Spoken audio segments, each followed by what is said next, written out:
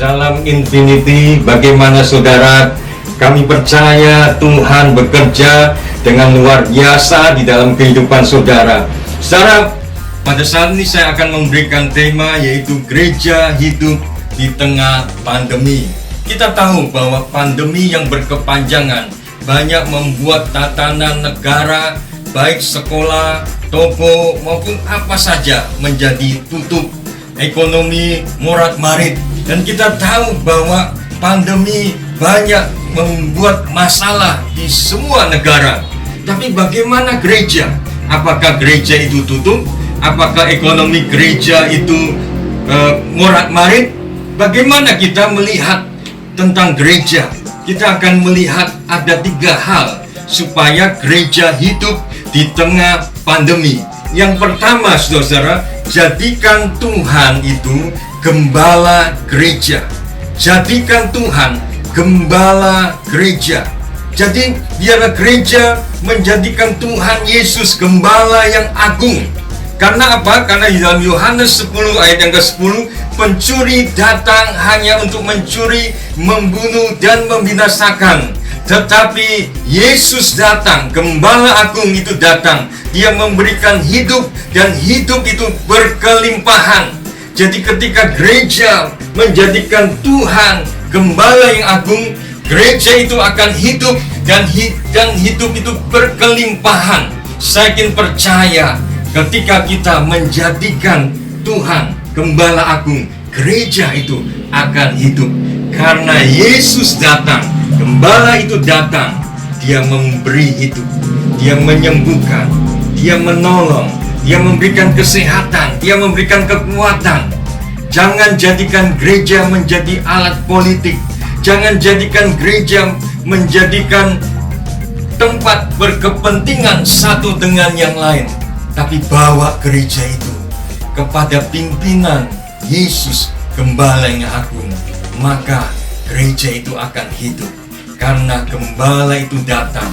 Gembala itu datang, dia berikan hidup. Dan hidup itu berkelimpahan. Haleluya.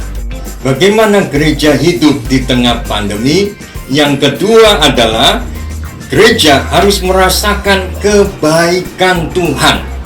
Gembala yang agung itu baik. Di dalam Yohanes 10 ayat yang ke-11, akulah gembala yang baik memberikan nyawanya bagi domba-dombanya. Saudara, Yesus adalah gembala yang baik. Apakah Yesus sudah menjamah saudara? Apakah Yesus sudah memulihkan hidupmu? Apakah Yesus sudah menolong engkau? Yesus menyatakan dirinya bahwa dia gembala yang baik.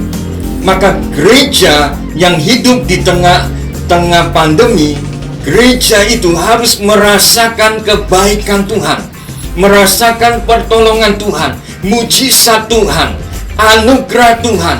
Dia rasakan kasih, bahkan rasakan keselamatan.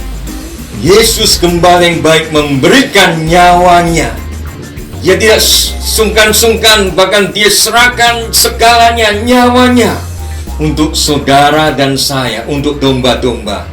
Gereja yang hidup di tengah pandemi, gereja yang merasakan kebaikan Tuhan. Bagaimana gereja yang hidup di tengah pandemi? Yang ketiga, gereja sebagai domba harus mengikut gembala yang agung, yaitu Yesus Kristus. Kalau kita perhatikan Yohanes 10 ayat 27, domba-dombaku mengenal suaraku, dan aku mengenal mereka, dan mereka mengikut aku.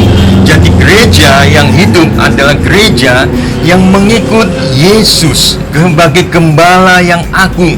Jadi jangan sampai tersesat. Gereja jangan sampai kehilangan arah.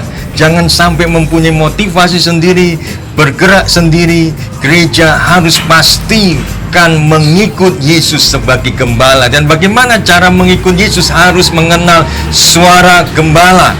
Harus kenal suara gembala yang agung. Dan bagaimana cara mengenal suara gembala?